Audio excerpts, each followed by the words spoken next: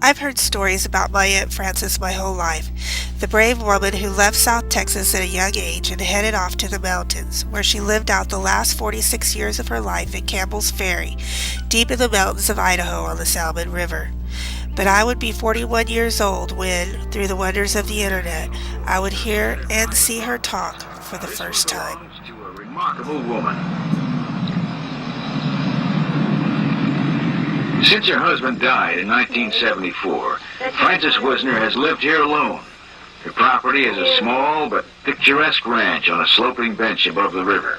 Her contact with the outside world is an airplane which lands every week in summer, every 2 weeks in winter. The pilot has a government contract to deliver mail and supplies to the isolated residents of the Salmon Canyon. If grounded by storms, he may arrive many days late. But Frances Wisner is used to delay. Before the air service began, she once got Christmas gifts in August.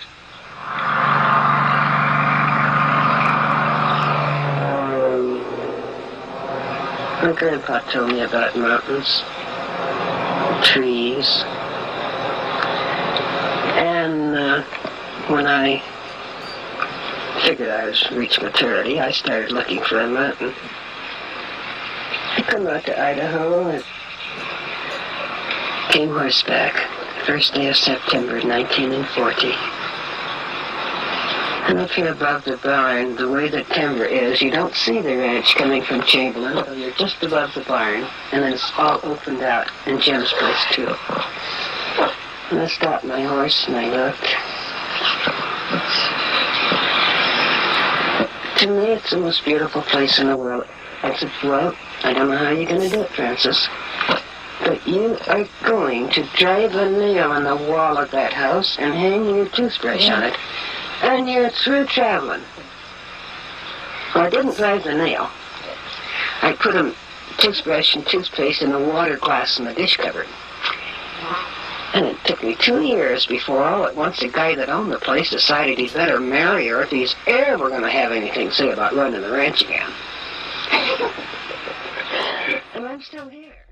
My grandparents headed to Campbell's Ferry for their honeymoon. My grandpa wanted his sister to meet his new bride. They were married in May and arrived right during flood stage of the Salmon River. Pack mules carried their luggage, stuff, and them up the canyon, and then Uncle Joe brought the ferry across the roaring Salmon on the cable that it was attached to. My grandma didn't swim and was terrified of water. I don't need to go into what a harrowing experience that was for her. Frances Wisner is twice widowed. She's lived on the Salmon River since 1940 and plans to stay here the rest of her life. She has a garden, an orchard, and a raspberry patch.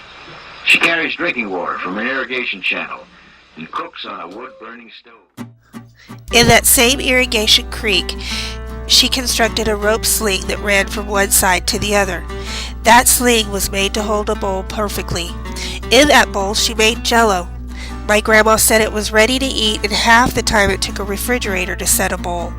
Mom said it was the coldest water she'd ever felt. She writes articles about the canyon and its history. She's busy here, and she's happy. In 1945, Aunt Frances wrote a letter about Campbell's Ferry that was published in the Grangeville, Idaho County Free Press. That letter led to her popular weekly column that ran for 31 years. I can still remember being a child and my grandpa announcing that the paper had arrived for that week. My grandma savored every word. The chores that I have to do are things I like to do.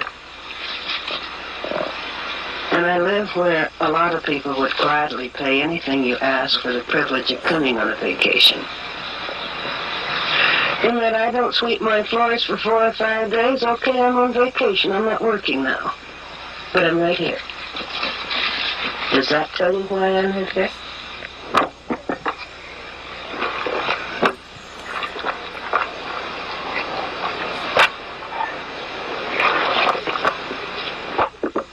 You can have anything you want here. All it costs you is labor.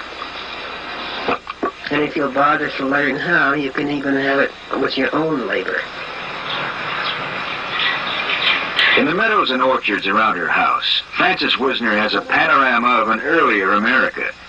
For her, deer and Eagles and bears are commonplace sights. To city people, Frances Wisner's life may seem lonely.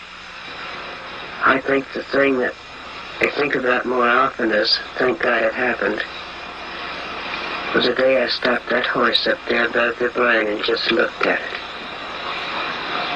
And I'm through traveling. I don't give a damn if I never go nowhere again. This is it. There's nothing you can possess that you can hold in your hand that compares with just, I'm home.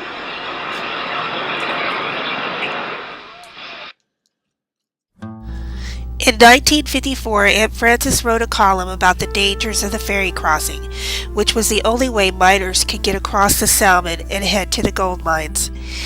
She contacted both of her senators and began a letter-writing campaign to have a pack bridge built to replace the ferry. On April 6, 1956, the bridge was opened and a ribbon-cutting ceremony took place. This bridge was a big triumph for my aunt, but it would not be her last.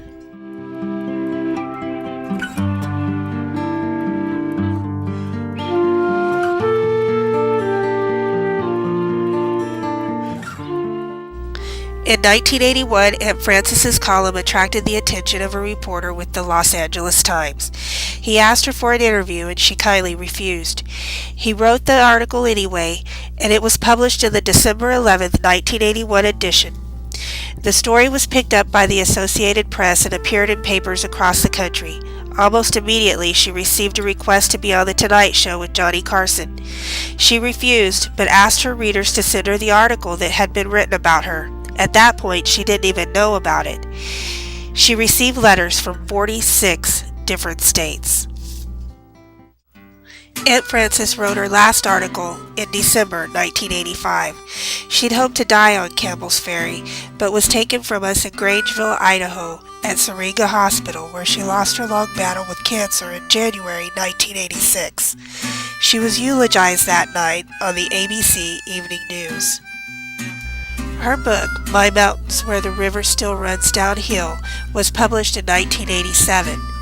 In her biography, Haven in the Wilderness, the story of Frances Zahn Miller Wisner of Campbell's Ferry, Idaho, was published in 1996. Campbell's Ferry is now owned by a group of investors who are renovating it, and they allow people to visit. Her house still stands where it did the day she left it. It's my dream to someday take my sons there. I want them to experience the woman whose courageous blood runs through our veins.